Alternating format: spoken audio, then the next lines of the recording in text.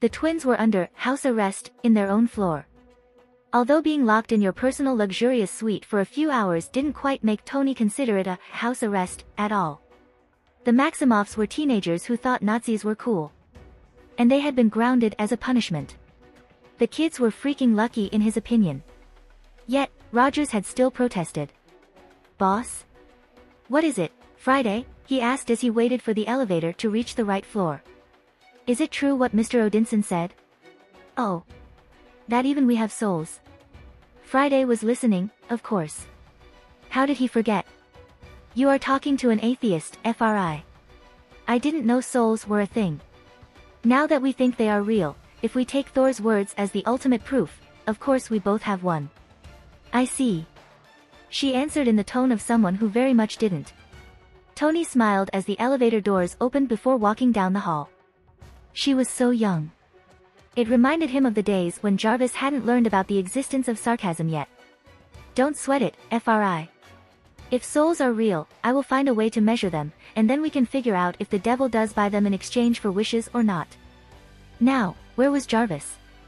No sigh on her part, but it was still quite early for her to be that emotional. "Seriously, boss, it is a surprise Jarvis hasn't hit you yet, now that he is able to. It has been an exercise in patience, I must admit." He jumped at the voice of his eldest as it suddenly came behind him. Jarvis was floating behind him. It seemed he was waiting for them to arrive. Tony patted his chest, trying to calm down his heart. "Haha. Very funny, Jay." The android kept a deadpan face and tilted his head. "To what do you refer, sir?" He blanked for a second at Jarvis' body gestures. The head tilt for pretending innocence especially. It reminded him of Ultron. "Sir? Boss?" Tony grinned as he tried to push away the thought of Ultron being there, with them, seeing Jarvis prank him. "Worried about your old man, aren't you?" The android's lips twitched before thinning alongside a frown. "But of course. We have to consider your as of yet undiagnosed hallucinations. May I ask, was that a repeating episode?" "So mean," he replied. "It hurts right here," he said, gesturing for his heart. "Hardly." Jarvis continued in perfect deadpan. Tony was about to snark back, when he heard Friday's honest worries. "Should I call for the medical staff, boss? Or the ambulance service?" Oops.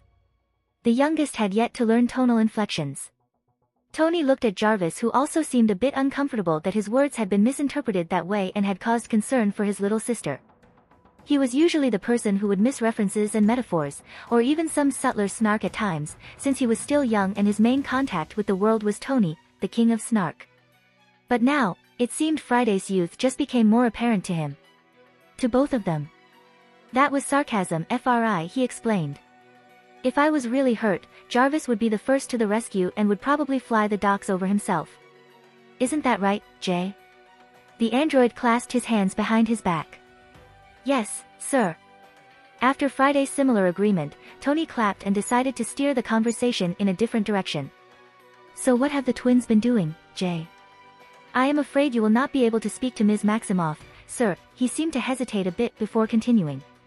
She became considerably more agitated after her conversation with Ms. Romanoff and tried, thrice, to leave her suite, causing property damage each time. Tony stopped and looked over the android. He hadn't thought that a fight could have happened. That had been, rather naive of him, in hindsight.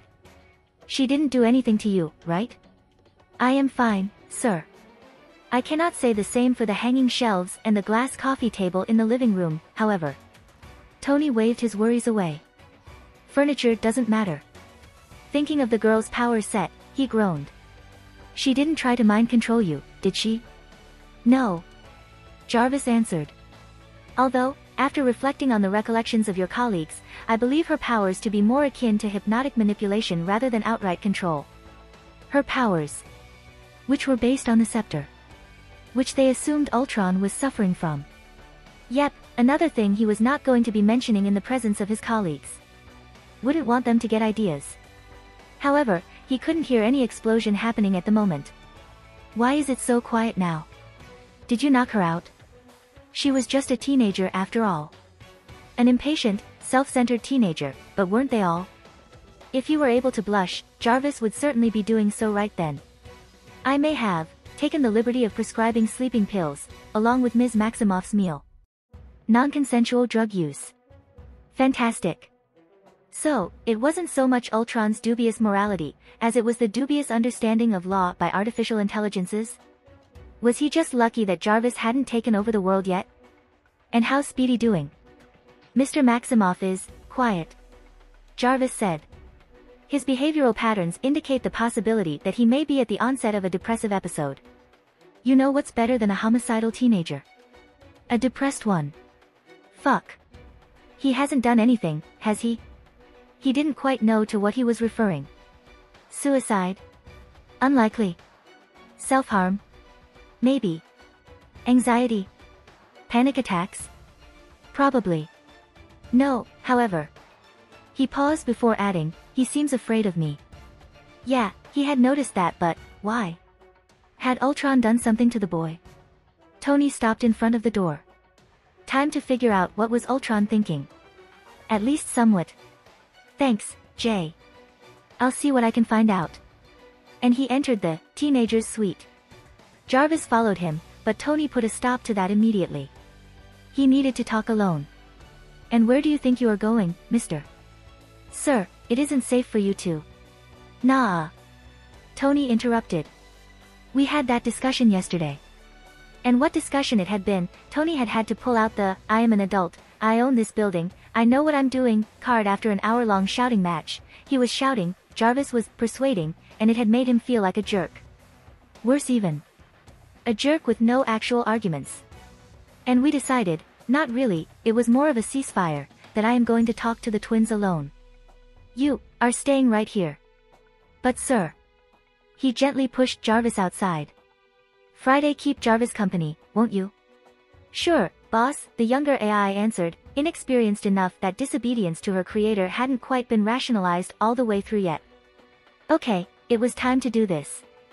He found the kid in the bedroom, lying down and staring emptily at the ceiling.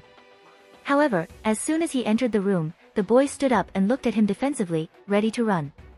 Hey, I come in peace. I just wanna talk. The widow just wanted to talk, too. He hissed. Romanoff didn't mentally scar these kids forever or something like that, right? Different tactic then. Tony tried to move closer to the chair beside the bed, so he could sit down, but the teenager snared and yelled, "Stay back, Stark," at him. Look, I am not planning on hurting you. No suit on, for one. And I don't think it would be in your favor to hurt me. To say nothing of the security measures, the Avengers are in this building. It would go very bad, very fast for you if you killed me. It didn't seem like his words would get through until he mentioned the word, kill. Maximoff looked away from him once he said that. Something to think about later. I want to talk about Ultron. Maximoff snorted. That's all you Americans want to talk about. I already said I don't know where he is to the widow. The way he kept saying, the widow, like it was a title and not Romanoff's superhero name. He would have to check that out later. That's not what I want to talk about. Tony said. God, emotionally manipulating a kid, his newly discovered soul would need to shop for an afterlife that didn't involve hell soon. I want you to tell me about him. How is he?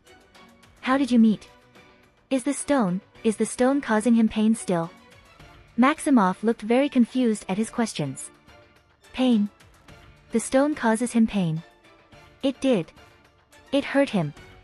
And the next thing I know, Ultron is befriending known terrorists. The boy seemed to think about it. Why do you care? He's my kid. The teenager's eyes widened at his words. He probably thought their conversation at the warehouse was merely some hero-villain banter. My son. I need to help him. If you like this content, don't forget to like and subscribe. See you later, bye-bye.